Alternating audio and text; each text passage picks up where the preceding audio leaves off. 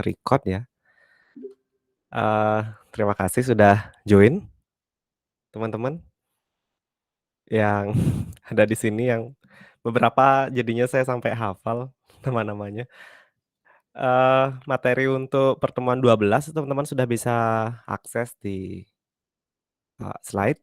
Nah, yang penting adalah teman-teman untuk sorry sinyal saya kurang bagus, tak matiin dulu sebentar ya. Untuk apa namanya, Elsa, nah untuk kuisnya itu jangan sampai lewat. Dan untuk absensi juga itu adalah hari ini. Nah, di pertemuan ke-12 ini teman-teman kita akan bahas sedikit tentang metadata ya. Sebenarnya kalau saya bacain slide-nya lagi kayaknya kurang kurang pas lah teman-teman toh juga bisa baca sendiri. Nanti takutnya, teman-teman kayaknya waktunya terbuang hanya untuk membaca kembali slide yang memang sudah dibacakan. Nah, poin dari pertemuan ke-12 ini sebenarnya memang mengarah ke UAS yang akan kita lakukan nanti, teman-teman. Hanya saja kalau dari pertimbangan saya pribadi untuk UAS sendiri sepertinya saya tidak akan menggunakan, UAS yang memang diberikan oleh kampus. Nah, kalau teman-teman cermati di RPS seperti ini, justru di pertemuan ke-12 ini kita sudah ada tugas untuk mengevaluasi digital heritage melalui wawancara terhadap stakeholder. Nah, ini mungkin yang akan saya skip, teman-teman. Karena menurut saya, akan sangat sulit teman-teman terjun ke lapangan, kemudian melakukan wawancara terhadap stakeholder dengan kondisi seperti saat ini. Jadinya ya mungkin akan saya skip. Cuman saya akan pertahankan mungkin, untuk bentuk tugas yang diminta. Jadi di sini sebenarnya kita disuruh membuat laporan hasil digitalisasi warisan budaya. Nah, kemarin yang sempat saya tugaskan untuk UTS itu kan teman-teman membuat proposal nih. Kalau dalam bayangan saya kalau teman-teman membuat proposal kan teman-teman membuat sesuatu untuk ditawarkan kepada pemerintah gitu, yang mana, projek yang teman-teman akan tawarkan ini, itu memberikan nilai manfaat yang lebih terhadap upaya-upaya, eee, pelestarian budaya seperti itu dengan cara menggunakan teknik digitalisasi. Dan juga teknik knowledge management yang sudah kita bahas sebelumnya, tacit knowledge lah, explicit knowledge yang kayak gitu, dan apapun itu. Nah, nanti materinya mungkin terkait ke sana ya. Cuman untuk tugas saya ada satu titik di tugas ini yaitu melakukan wawancara. Nah, itulah yang saya agak susah. Jadi teman-teman akan mencari stakeholder, stakeholder tuh kayak pelaku seninya langsung teman-teman akan cari dan menurut saya itu akan susah. Nah, ketika tugas sebelumnya, teman-teman mungkin bisa dicek di, apa namanya, Google Classroom masing-masing ya, saya sudah memberikan penilaian, silakan teman-teman cermati. Nah, di tugas, Google Classroom itu kan secara nggak langsung juga teman-teman melakukan eksplorisasi terhadap budaya yang saya minta. Misalnya yang bikin Candi Borobudur gitu misalnya. Nah, teman-teman kan melakukan eksplorisasi terhadap, apa dan bagaimana Candi Borobudur tersebut. Kalau seandainya tugas UAS yang dari sticky ini diterapkan, maka mau nggak mau teman-teman harus terjun mencari narasumber atau stakeholder yang paham terhadap Candi Borobudur. Nah, itu menurut saya agak agak kurang pas. Ya narasumbernya pasti ada di daerah-daerah dekat sana, kayak gitu. Bayang ya teman-teman ya, misalnya sekarang kalau misalnya, di tugas UTS itu kan teman-teman dapat yang tentang budaya yang ada di Bali, tradisi-tradisinya. Nah, untuk tradisi yang ada di Bali sekalipun, itu juga merupakan hal yang cukup sulit untuk teman-teman terjun, untuk nantinya ketemu dengan stakeholder dan mewawancarai stakeholder tersebut. Sehingga pertimbangan saya, jadinya saya agak sedikit ubah. Nah, saya akan tetap mempertahankan unsur knowledge management-nya, yang mana di knowledge management ini, mungkin nanti pertemuan minggu depan akan kita explore lagi, kemudian baru langsung mengarah ke tugas UAS, seperti itu. Nah, untuk saat ini memang saya akan review sedikit tentang slide ini teman-teman, nanti silakan dicek sendiri. Nah, di sini kita bahas tentang image database gitu ya, teman-teman kalau udah dengar kata database, harapannya kan sudah sering dengar ya, database tuh, eee, sebuah software ya atau perangkat lunak, jadi yang bertugas untuk melayani pengelolaan data seperti itu. Jadi apakah data akan di-store di mana, apakah akan diakses oleh siapa saja, seperti itu. Sedangkan kalau di depannya sudah diberikan image database, ya itu artinya kumpulan citra atau gambar seperti itu, teman-teman.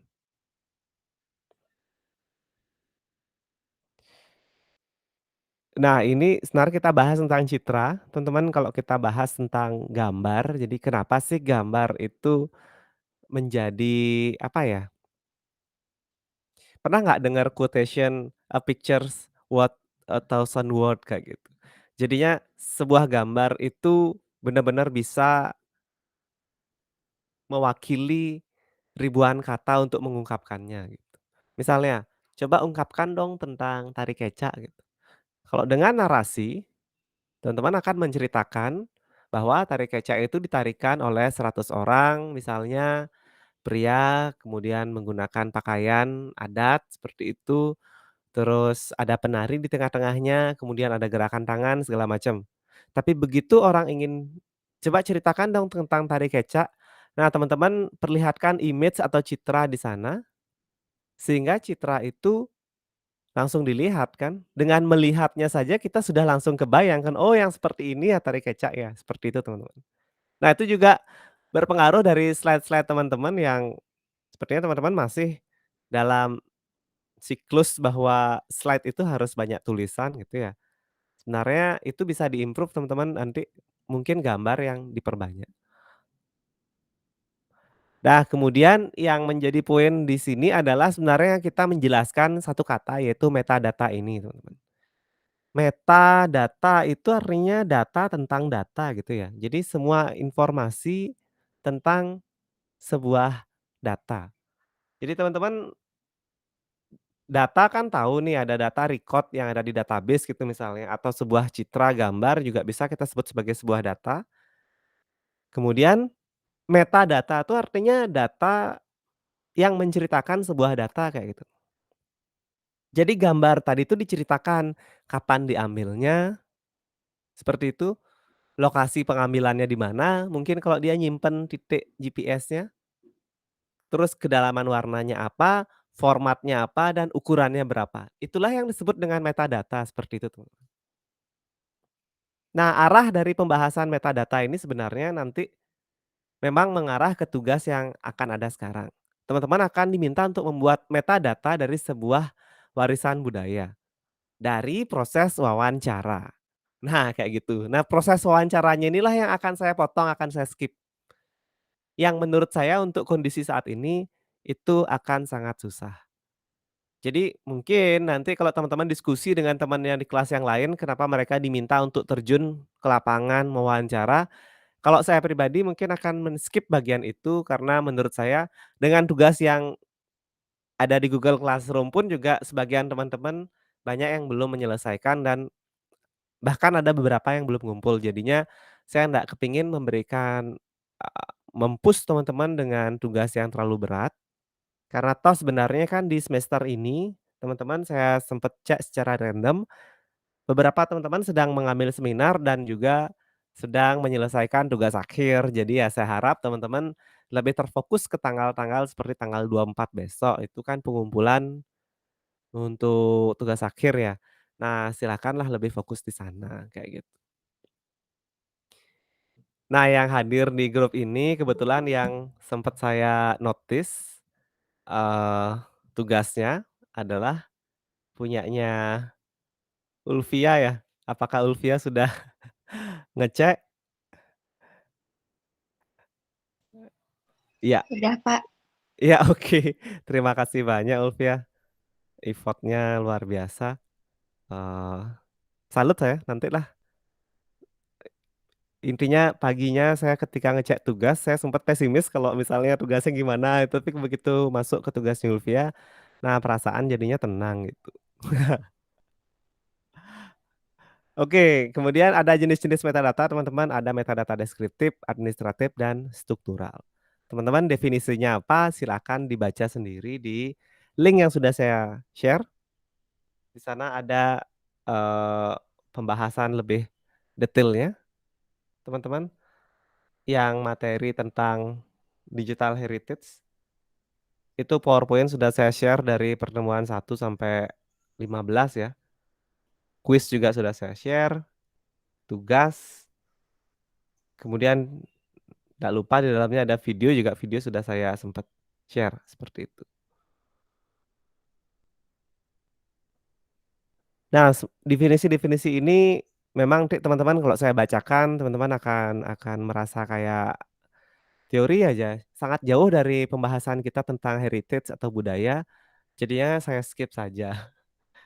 Jadi memang untuk materi digital heritage ini kita di kampus, dalam posisi yang sedang menggodok materi ini biar menjadi lebih bagus lagi. Yang jelas sebenarnya yang divisi saya, materi ini adalah, mahasiswa yang mengambil mata kuliah ini, itu mendapat pemahaman yang komprehensif tentang budaya tuh yang kayak gimana, dan budaya yang diakui UNESCO seperti apa. Nah, itu secara nggak langsung memang Aduh, Kak. teman-teman di oke, memang teman-teman di mata kuliah ini yang ketika tugasnya berjalan itu melakukan eksplorasi sendiri terhadap topik-topik budaya yang ada. Ya salah satunya ya Candi Prambanan, Borobudur, eee, lumpia, dan macam-macam. Nah, teman-teman yang sudah saya kasih komen-komen yang memang kebetulan belum menyelesaikan sampai video, itu saya harap sudah segera menyelesaikan, teman-teman, karena kita sudah di pertemuan 12 dan per minggu depan itu pertemuan 13 kita sudah memang menuju ke UAS, seperti itu. Nah, nanti untuk UAS ditunggu saja, akan seperti apa. Yang jelas saya berusaha nyari di titik di mana teman-teman dapat value dari UAS-nya nanti. Nah, UAS-nya nanti mungkin tidak jauh-jauh dari tugas yang sudah sempat teman-teman kerjakan. Dari tugas yang teman-teman kerjakan secara garis besar, eee, teman-teman perlu menguatkan intonasi pada saat melakukan presentasi. Jadi intonasi itu merupakan hal yang paling penting pada saat presentasi. Intonasi itu adalah, eee, simpelnya gini, teman-teman tidak membaca apapun kayak gitu. Jadi tidak membaca slide. Jadi di sanalah kekuatan intonasi. Jadi begitu saya jelasin misalnya topik metadata, kemudian saya baca informasi yang terstruktur yang menggambarkan, menjelaskan, menempatkan, atau membuat lebih mudah mengambil. Nah, ini sudah bukan presentasi lagi, tapi membaca presentasi. Sehingga ada satu teknik gimana caranya biar kita keluar dari jebakan untuk membaca slide adalah mengganti slide kita dengan gambar kayak gitu. Mengurangi jumlah tulisannya dan memperbesar font-nya, kayak gitu. Sehingga kita keluar dari jebakan, kita harus membaca slide. Gambarnya aja pasang, storyline dari gambar itu teman-teman sudah coba tulis kayak gitu. Nah, sehingga sebenarnya arah dari presentasi sendiri itu adalah storytelling teman-teman, yaitu kalau teman-teman pernah dengar storytelling, storytelling itu adalah, teknik yang digunakan untuk bercerita ya atau menceritakan sesuatu. Jadi kalau teman-teman ingat-ingat lagi, kayaknya kalau dari SD, SMP, sampai kapanpun itu, sebenarnya teman-teman sangat suka dengan story atau cerita. Nah, hal yang sama tentang story atau cerita juga teman-teman dapatkan ketika teman-teman browsing Instagram gitu misalnya. Ketika teman-teman browsing Instagram, ketika teman-teman disodorkan sebuah produk dan teman-teman tertarik terhadap produk tersebut, sebenarnya teman-teman tertarik pada story yang ada di balik produk itu. Jadi misalnya nih ada obat untuk pelangsing gitu misalnya ya. Nah, Obat pelangsing ini menjadi menarik ketika di awalnya itu memang diceritakan tentang bagaimana orang berjuang untuk mengurangi berat badan segala macam, terus ketika akhirnya dia sukses segala macam, nah barulah di-endorse produk yang dimaksud. Daripada kalau produknya itu langsung disodorkan dan dikasih detailnya. Ya udah ini manfaatnya ini. Nah, itu mungkin kurang menarik. Tapi begitu dibalut dengan sebuah storytelling atau sebuah cerita, di sanalah hal itu menjadi menarik. Jadi teman-teman apapun itu, ingat kalau sudah presentasi, itu adalah sebuah storytelling atau menceritakan kembali sebuah kisah kayak gitu. Ketika teman-teman nanti menceritakan sebuah tugas akhir teman-teman dengan mendemokan program, nah itu juga merupakan sebuah storytelling. Ya, mendemokan program kan tidak mungkin teman-teman mendeskripsikan programnya dengan cara pada menu ini ada tombol ini. Enggak. Teman-teman pasti menceritakan sebenarnya menu ini atau form ini adanya untuk apa, tujuannya untuk apa. Seperti itu. Dan ketika selesai mendemokan program tugas akhir, teman-teman akan mereverse kembali kepada rumusan masalah yang bilang bagaimana rumusan misalnya atau rancang bangun. Nah, teman-teman bisa kemudian memflashback kembali setelah melakukan demo permasalahan apa yang dihadapi di latar belakang. Apakah permasalahan itu sudah cukup bagus diselesaikan dengan sistem yang teman-teman bangun kayak. Nah, di sanalah kekuatan untuk presentasi. Jadi itu bukan kegiatan yang semalam langsung bisa bagus. Teman-teman harus melatihnya. Teman-teman harus melatihnya. Jadi apapun tantangan teman-teman selama tugas akhir saat ini, apakah nanti akan mempersiapkan diri untuk presentasi kah? Ataukah mungkin selama perjalanan belum di ACC sama dosennya lah, sama tugas akhirnya atau seminarnya. Nah, intinya itulah yang sebenarnya dihadapi di perkuliahan, teman-teman. Jadi mental terbentuk itu ya dari kejadian-kejadian seperti itu. Jadi mental teman-teman terbentuk itu ya dari sana. Mungkin banyak orang yang bilang buat apa kuliah, toh juga ilmunya bisa didapat dari Google lah, dari YouTube lah segala macam. Tapi ada hal-hal yang teman-teman tidak bahkan dapat lewati, yaitu itu perjuangan teman-teman untuk selesai di titik nanti tugas akhir itu. Teman-teman harus membuat sesuatu, harus menulisnya, harus mempresentasikannya, dan harus memperbaikinya kalau ada revisi. Dan harus mempertahankannya kalau seandainya ditanya oleh dosen penguji. Hal-hal seperti itu tentu tidak didapat kalau misalnya teman-teman tidak kuliah. Nah, itulah miniatur dari kehidupan teman-teman ya nanti. Tugas yang diberikan juga sebenarnya miniatur dari kehidupan. Suatu saat teman-teman akan bekerja entah di mana, dan ketika teman-teman dapat tugas, di pikiran teman-teman adalah menyelesaikan tugas ini sebaik-baiknya dan doing extra mile. Doing extra mile itu artinya melakukan lebih dari yang diminta kayak gitu. Membuat sesuatu dengan effort yang bagus. Nah, kalau teman-teman punya mental ini yang teman-teman godok pada saat kuliah, latih pada saat kuliah, nah itulah yang nyebabin teman-teman pada saat kerja nanti teman-teman bisa jadi orang lah modalnya. Jadi ketika di profesi apapun teman-teman jangan pernah merasa minder nantinya. Karena sebenarnya kualitas diri itu sudah ada yang mengatur ya. Ketika kualitas teman-teman sebenarnya di atas dari pekerjaan yang teman-teman lakukan, entah kenapa jalannya nanti teman-teman akan dipertemukan dengan pekerjaan yang memang disitulah titik teman-teman untuk mengembangkan diri kayak gitu. Nah, akhirnya mata kuliah ini harusnya menjelaskan metadata, saya jadinya memotivasi teman-teman, tapi ya begitulah adanya teman-teman. Ini benar-benar bisa teman-teman baca untuk slide dan untuk materi. Nah, yang teman-teman cari dengan ketemu saya itu adalah bukan menceritakan tentang slide-nya apa, materinya saya. Mungkin teman-teman melihat ada value yang mungkin bisa teman-teman improve ketika nanti ngobrol langsung dengan saya kayak gitu. Nah, untuk tugas dan lain-lain, apakah teman-teman ada pertanyaan?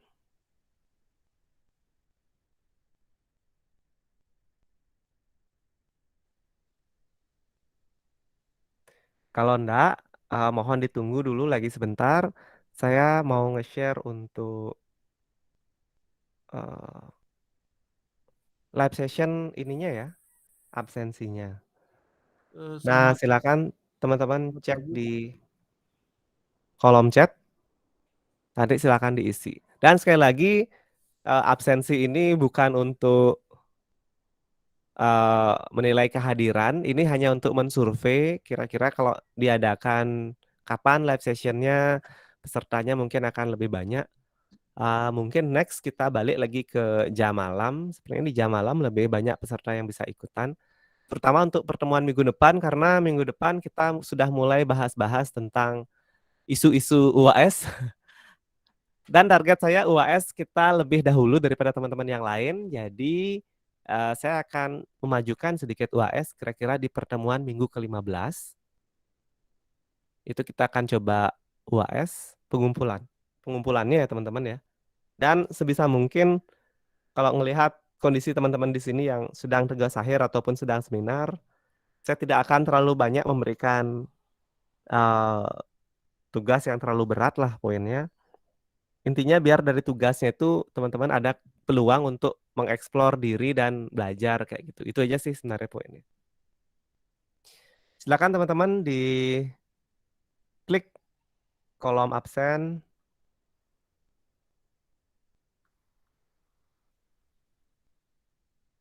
Digital Heritage kelas AA ya.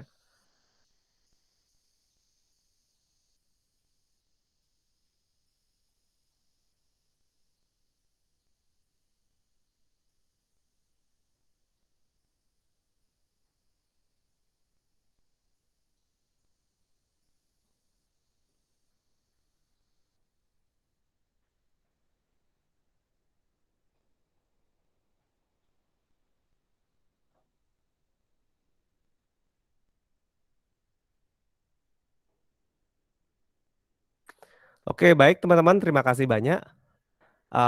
Saya akhiri untuk live kali ini. Memang tidak banyak yang bisa saya ceritakan. Selain saya juga mengucapkan terima kasih ke teman-teman untuk tugas-tugasnya sudah luar biasa. Saya akan segera cek tugas di Elsa untuk proposalnya ya. Saya pun sampai lupa deadline-nya kapan. Mungkin ada yang inget ya. Kalau nggak salah di minggu ini atau minggu kapan ya? Atau Sama jangan-jangan itu sudah? Ya. untuk deadline yang presentasi video presentasinya itu kapan ya Pak? Soalnya kurang tahu sih. Oh, itu masih minggu depan. Minggu depan ya? Ya. Ya Oh, dibuat aja teman-teman yang lain rata-rata sudah mengerjakan sih. oh, baik Pak. Makasih Pak. Yuk, yuk. Oh iya, untuk soal UTS, UTS ya rata-rata sudah ya. Sebenarnya kalau saya cek deadline-nya sih hari ini ya. Tapi kok kayaknya banyak yang belum mengumpul. Mungkin teman-teman nanti ini. Ya gimana-gimana saya perpanjang lah. Tapi saya coba nilai dulu yang sekarang. Kemudian kalau misalnya banyak yang belum ngumpul ya saya akan perpanjang lagi. Tapi setelah mungkin penilaian ini. Jadinya saya menghargai juga teman-teman yang mengumpul yang tepat waktu. Seperti itu.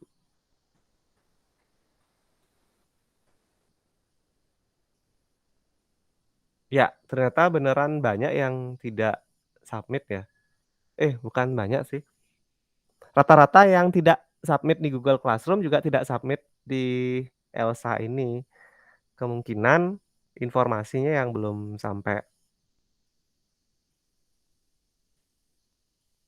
Oke, saya coba sampling salah satu tugas.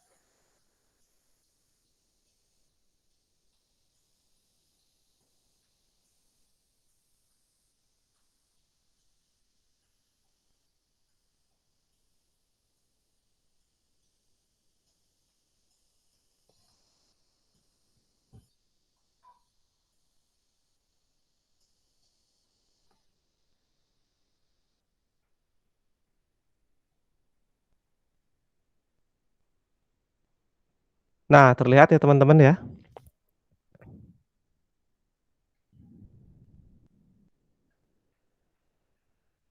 Nah, saya jadinya pengen ngecek punyanya Ulfa jadi mari kita cek bersama. Oke.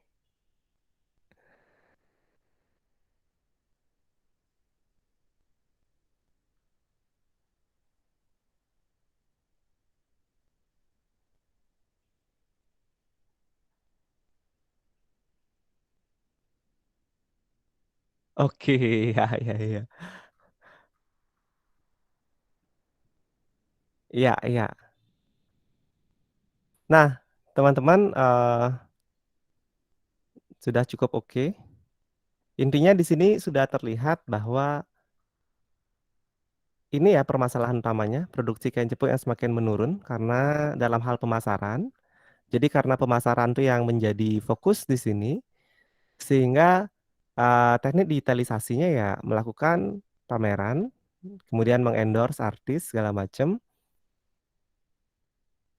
Ya, oke. Itu juga salah satu bentuk ini ya teman-teman ya.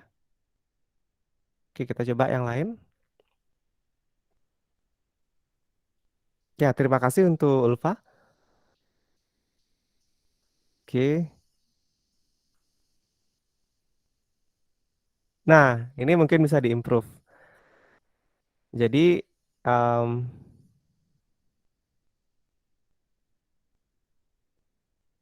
mari kita cek lagi soalnya.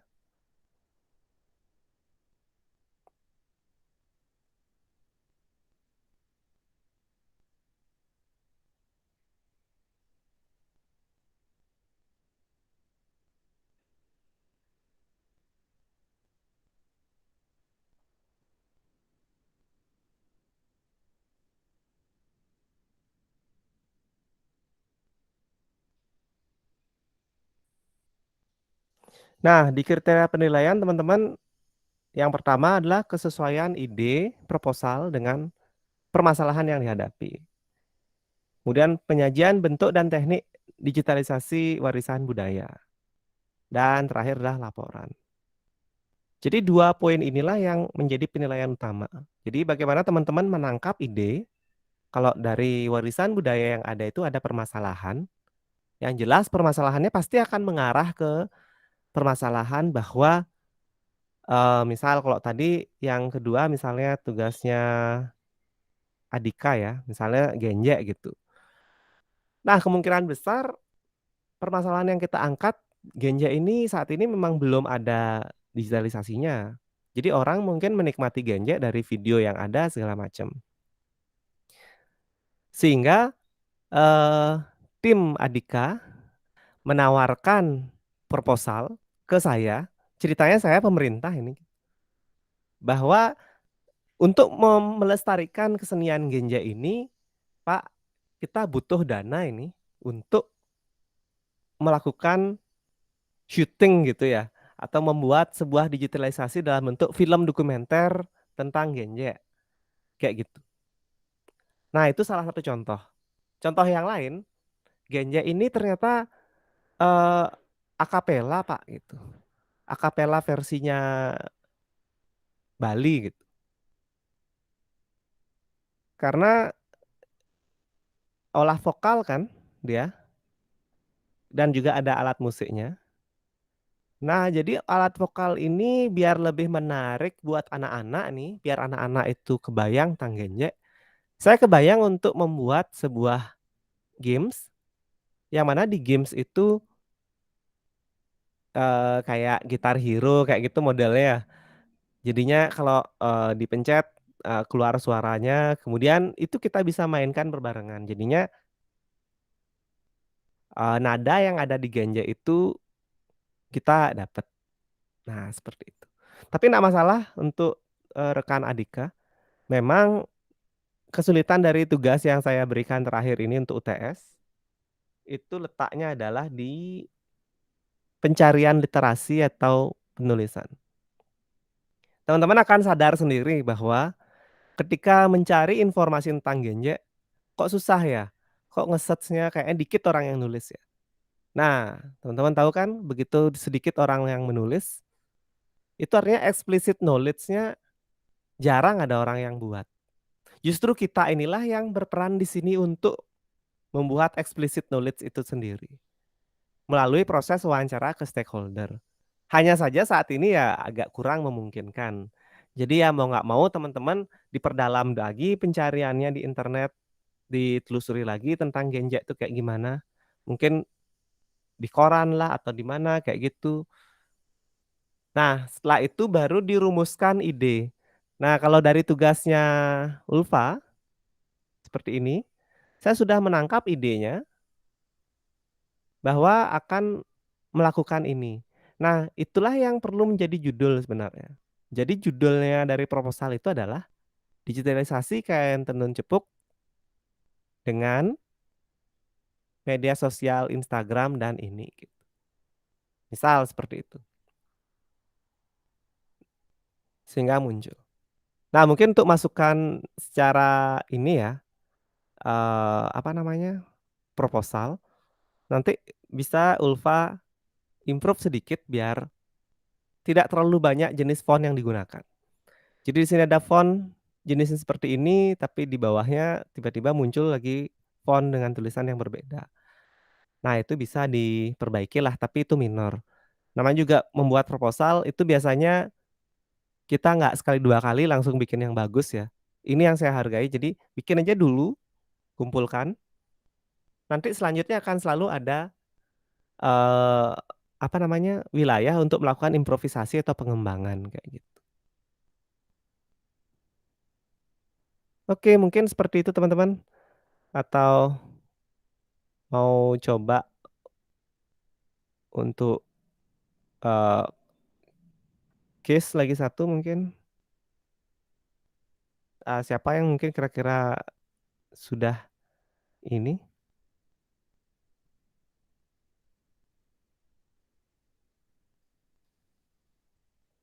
ya kita coba punyanya Wasila. Oh sama kayak tenun cepu, oke.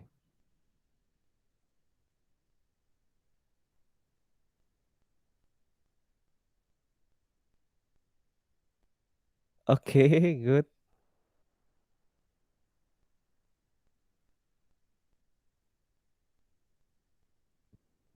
Iya, terima kasih. Yang penting sudah mengarah ya ke konsep yang tugasnya. Jadi teman-teman gini, cari why dulu dalam setiap tugas. Jadi ketika ada tugas seperti ini, itu why-nya dulu cari. Why-nya itu adalah mengapa gitu ya. Mengapa ada tugas untuk ini ya, why-nya itu ada di berita ini sebenarnya. Di berita ini ada, jadi dari dinas merasa mungkin list ini nih perlu untuk menjadi perhatian khusus, sehingga ada 19 usulan budaya Bali yang ditetapkan menjadi warisan budaya tak benda.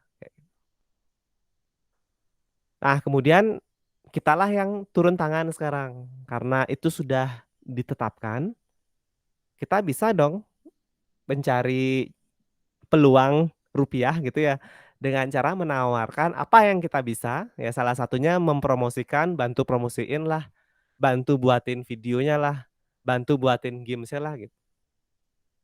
"Tapi Pak, saya nggak bisa bikin game." Ya memang, tapi teman-teman kan ada di ranah lingkungan IT.